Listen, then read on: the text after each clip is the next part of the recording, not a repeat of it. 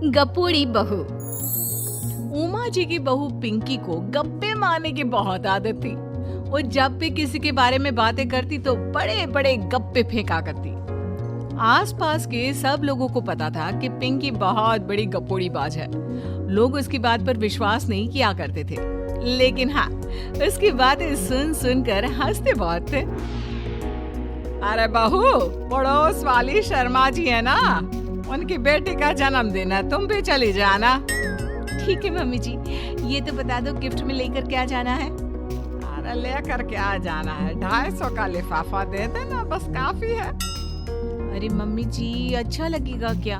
पड़ोसी है हमारे, हमें कुछ बड़ा लेकर जाना चाहिए। अरे बहू, इतना काफी है। जानती हैं आप, मेरे मायके में जब पड़ोस में किसी की बर्थडे होती थी ना, तो मम्मी कुछ न कुछ गोल्ड का ही देकर भेजती थी। पड़ोसी के बर्थडे में सोना?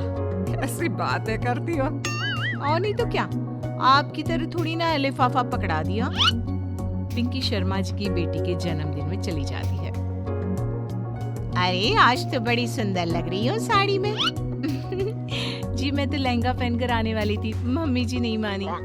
अरे बेटा, बर्थडे पार्टी में तो साड़ी चल जाती है, मेरा मतलब कोई शादी थोड़ी ना है। कैसी बात कर रही हैं आप आंटी जी?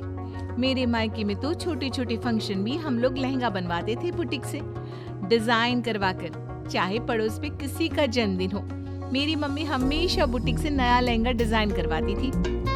मैंने तो ऐसा कहीं नहीं देखा। ये तो तुमने आज बड़े कमाल की बात बताई। अरे जाने दीजिए, कोई बात नहीं। और बताइए, आपकी बेटी नजर नहीं आ रही?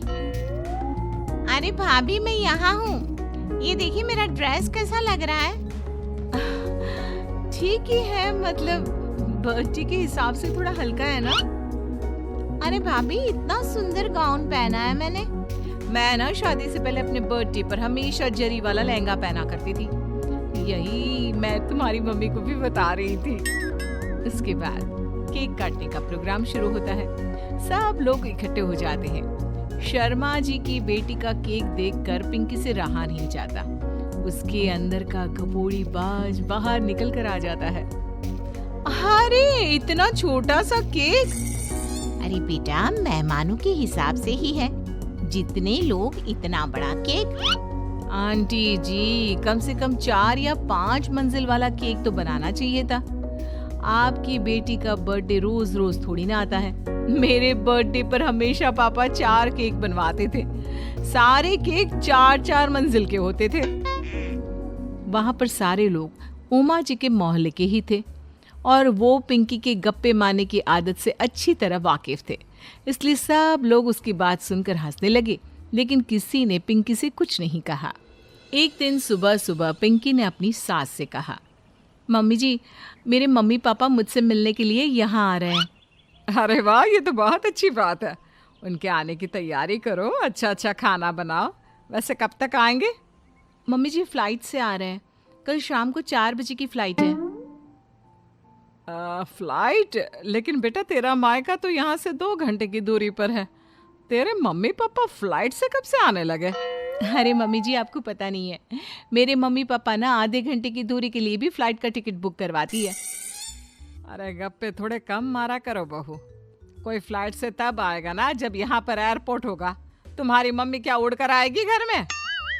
अरे हाँ मम्मी जी, मैं तो भूल ही गई थी। वो क्या ना, मेरे मम्मी पापा हमेशा फ्लाइट से ही ट्रैवल करते हैं, तो मेरे दिमाग से ही निकल गया था। अगले दिन पिंकी के मम्मी और पापा पिंकी से मिलने के लिए उसके घर आते हैं। आइए आइए जी, आपका बहुत बहुत स्वागत है।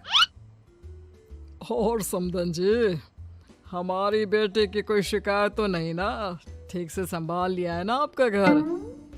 अरे मेरी बहू बहुत समझदार है, घर का काम बहुत अच्छे तरीके से करती है। बस थोड़ा ज्यादा बोलने की आदत है उसे, आपको परेशान करती होगी ना? बात तो आपकी सही है, उसकी थोड़ा ज्यादा नहीं बहुत ज्यादा बोलने की आदत है।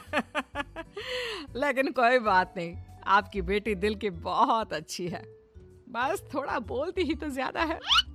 पिंकी बेटा, इधर आओ, देखो तुम्हारे मम्मी पापा आए हैं। तुमने इनके लिए खाना तो बना लिया ना? वो क्या है ना मम्मी जी, आपसे एक बात कहनी थी। हाँ हाँ बोलो बहू, क्या बात है, डरने की कोई जरूरत नहीं।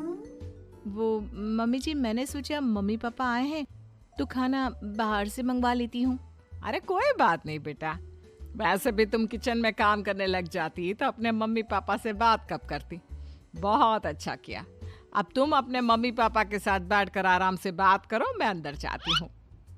शाम का वक्त, जैसे ही दरवाजे की घंटी बजी, 3-4 लोग हाथों में खाने के बहुत सारे पैकेट लेकर उमा जी के घर पहुंच गए।